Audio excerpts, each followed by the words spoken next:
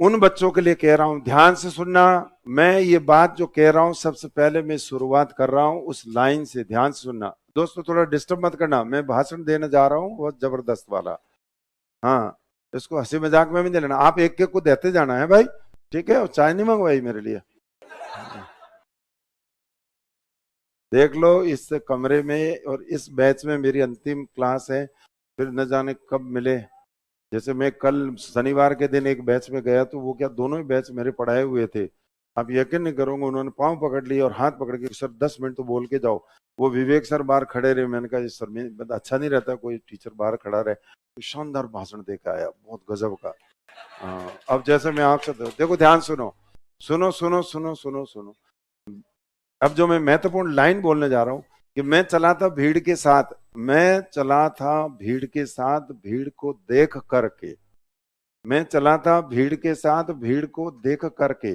और जब यहां आकर के देखा मैंने, मैंने यानी तुमने, जब मैंने यहां आकर के देखा तो पता चला यहां से गले प्रतिस्पर्धा है, गले से गले जुड़ी हुई अर्थात गला काट प्रतिस्पर्धा है। तो मैंने ये ठान लिया, मैंने ये ठान लिया, मुझे भीड़ का हिस्सा नहीं बनना है, मुझे तो इससे कुछ अलग करना है। समझ में आई? अब जो सबसे महत्वपूर्ण बात है कि हमें भीड़ का हिस्सा नहीं बनना।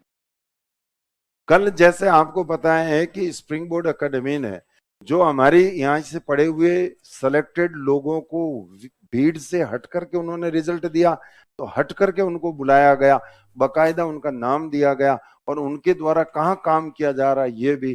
तो भाई साहब, भीड़ में कोई पहचान नहीं होती है, अलग से हमारी क्या होती है? पहचान। तो दोस्तों हम प्रयास किसके लिए कर रहे हैं? ताकि हमारी पहचान कैसी बने? अलग बने। कैसी बने? अलग बने। तो ये तो है एक सिंपल सी बात मैंने आपको कही है। तो ध्यान रखना, भीड़ का हिस्सा नहीं बनना है। आए तो भीड़ को देख करके ही है और भीड़ के साथ ही आए, मगर अब यहां आकर के हमें पता चल गया कि हमें अलग से दिखना है। तो अलग से दिखने के आपके प्रयास, अब ध्यान सुनो आप।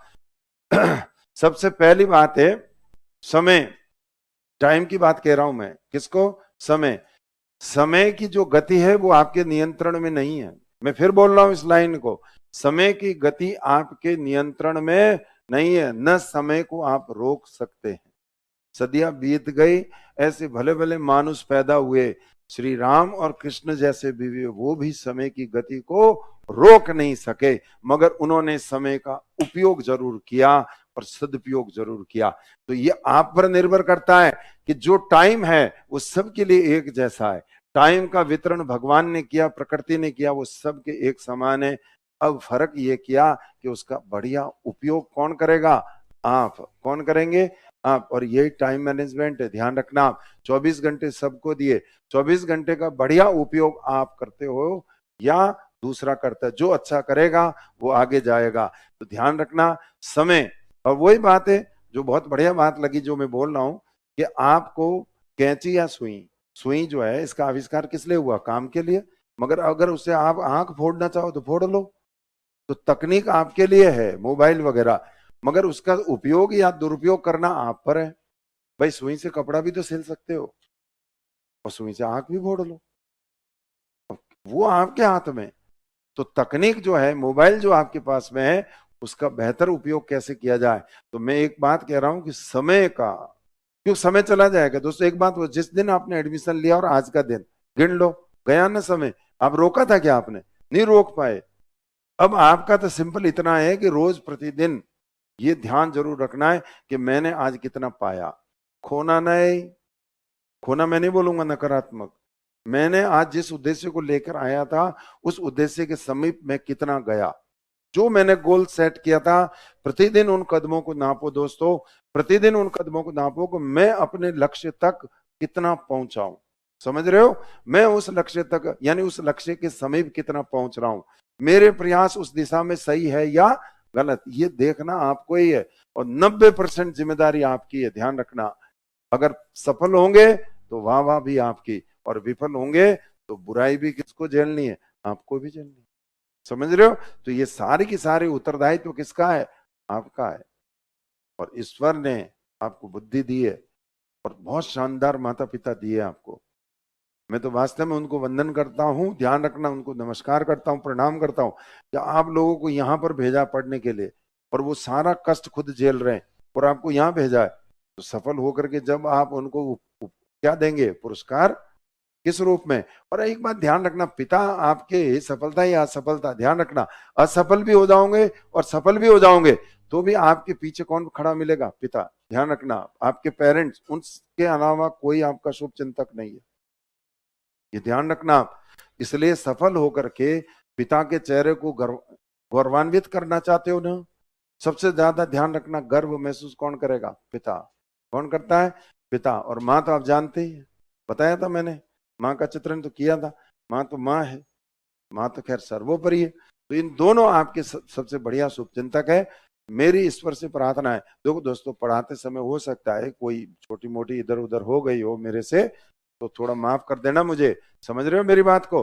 अब जो मैं बात माफी मांग रहा हूं तुम लोगों से, भाई ये कोई कम बात है क्या, है क्या कह रहे हो? नहीं, सही है कि गलत है, बताओ भाई। हो जाता है कभी, बोल दिया, कैसे क्या बोल रहे सर है यार, यूं क्या बोल रहे, हम आरएस बनने वाले, हम तो कल के एसडीएम है, कोई फर्क नहीं पड़ता है, पक्का। तो वैसे भी मैंने कुछ कहा भी नहीं ऐसा। ध्यान रखना, अब ध्यान रखना, मेरी ईश्वर से, ध्यान से सुना, मेरी ईश्वर से प्रार्थना है कि आप सभी सफल हो। और दोस्तों मैं आपको फिर कह रहा हूं कि मुझे सफल या विफल दोनों ही प्रकार के बालक मिलते हैं, मगर जो सफल मिलता है तो मुझे बहुत खुशी होती है, अपार खुशी होती है, ईमानदारी से, और इतना खुश होता हूं कि मजा आ गया। और विफल होता तो ठीक है, उसका और सहयोग करें और आगे बढ़ने का मार्ग दे उसको, मगर सफलता आपको पता है, और आप उसी उद्देश्य से आए हो, विफल होने के लिए थोड़ी आए हो। किसके लिए आए हो आप, सफल। तो सफलता के पैमाने के और मार्ग क्या, वो तो आपको अच्छी तरह से पता है। अब आपके ज्यादा से ज्यादा 2.5-3 महीने कितनी कोचिंग बची है, जो भी है, और वैकेंसीज आ जाए दोस्तों तो जबरदस्त तैयारी करनी है आपको, और प्रारंभिक परीक्षा को हर हाल में निकालना है। अगर उस पर रुक गए तो सारे दरवाजे आपके क्या हो जाएंगे, बंद हो जाएंगे, सारे दरवाजे क्या हो जाएंगे, बंद हो जाएंगे। तो मेरा आप सभी को आपके उज्जवल भविष्य की हार्दिक शुभकामनाएं दोस्तों, ठीक है।